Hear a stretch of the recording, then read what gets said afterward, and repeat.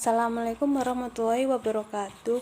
Nama saya Royana Mani dengan NPM 1903090073 dari kelas 8B Kesejahteraan Sosial Pagi ingin menjelaskan materi dari mata kuliah Perubahan Sosial dan Pembangunan mengenai evaluasi kontribusi ahli teori modernisasi terhadap pemahaman kita tentang pembangunan. 1. Mendefinisikan apa yang dimaksud dengan pengembangan. 2. Jelaskan perbedaan antara negara satu ke negara dua. Ketiga, identifikasi tahapan teori modernisasi, alasan garis besar mengapa modernisasi gagal, menganalisis dampak dari ide-ide dan pengembangan peluang garis terbesar.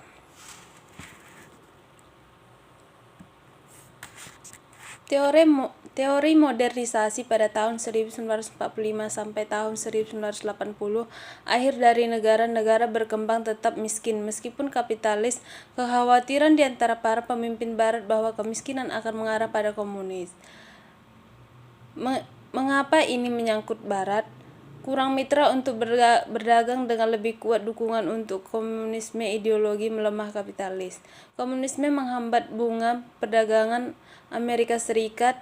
Komunis adalah tentang kemandirian. Durkheim, masyarakat tradisional berkembang karena keyakinan mekanik solidaritas yang serupa. Info masyarakat yang lebih baik kompleks dengan keyakinan individu dan kurangnya seperti solidaritas asli masyarakat. Begitu juga dengan pendapat Tonies, agama dan komunitas refleks oleh hubungan ilmiah dan dangkal. Teori modernisasi.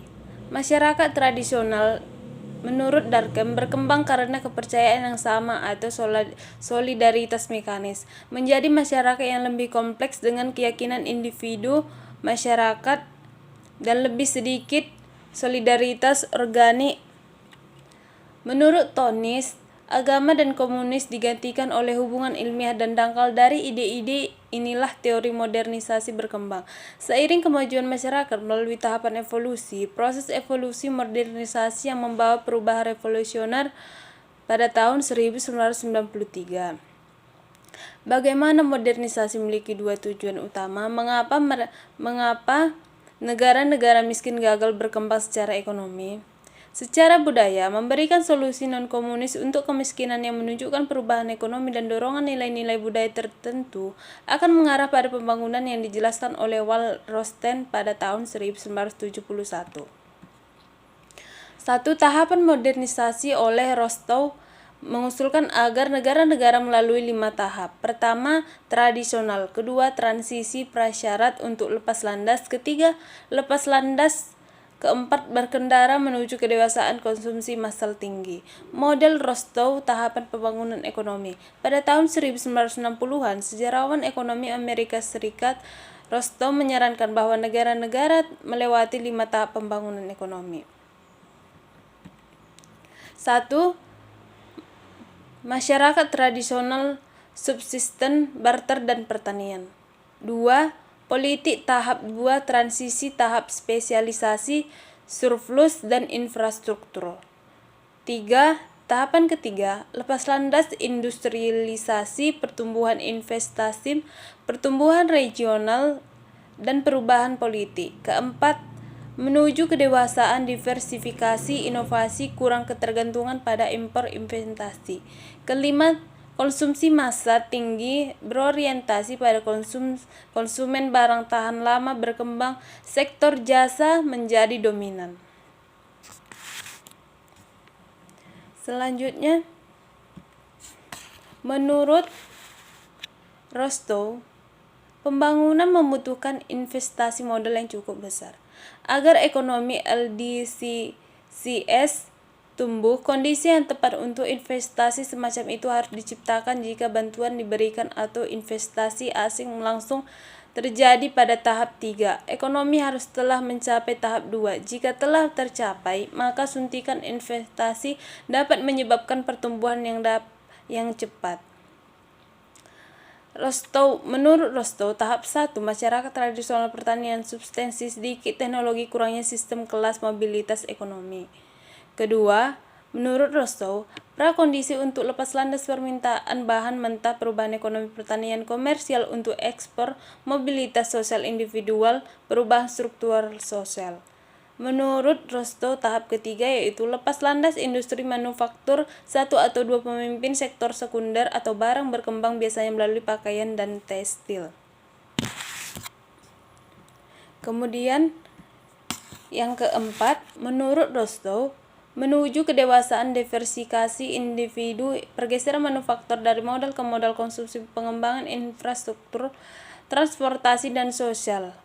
Dan tahap kelima, usia konsumsi massal basis industri mendominasi masyarakat konsumsi massal, barang konsumsi pendapatan sekalian pakaian untuk barang tambahan konsumsi mencolok. Keenam, mengapa modernisasi gagal? Menurut Talcott Parsons, masyarakat gagal untuk memodernisasi karena mereka belum berevolusi dari tradisional ke masyarakat modern, kecuali mereka telah berpindah dari standar khusus ke universal yang dianggap berasal dari status yang dicapai kolektif ke masyarakat individualistik. Ini berarti mereka perlu menolak agama dan memeluk ilmu pengetahuan, menolak budaya dan merangkul konsumerisme, menolak kekerabatan dan merangkul hierarki seperti sistem kelas. Sistem kelas yang menurut modernisasi gagal. Mengapa modernisasi gagal? Alasannya karena hambatan pembangunan juga mencakup nilai dan sikap tradisional. Kurangnya nilai dan sikap modernisasi yang diperlukan seperti kebutuhan untuk berprestasi, tingkat kelahiran yang tinggi dan pertumbuhan penduduk yang cepat, kurangnya keterampilan wirausaha, kurangnya keinginan untuk bersaing, dan kurangnya bank dan lembaga keuangan untuk menyediakan modal, kurangnya teknologi untuk sekarang. Bagaimana mengatasi hal tersebut? Hambatan sosial menurut Husserl pada tahun 1952, negara-negara berkembang perlu berkembang secara sosial dan ekonomis. Mobilitas sosial, mobilitas geografi, urbanisasi, media pendidikan. Kritik terhadap Rostow, histori menjelaskan apa yang terjadi di Barat. Motor penggerakan perubahan yang mendasari mekanisme tidak diungkapkan dan oleh karena itu tahapan-tahapan menjadi sedikit lebih dari sistematis, klarifikasi berdasarkan data dari negara-negara maju.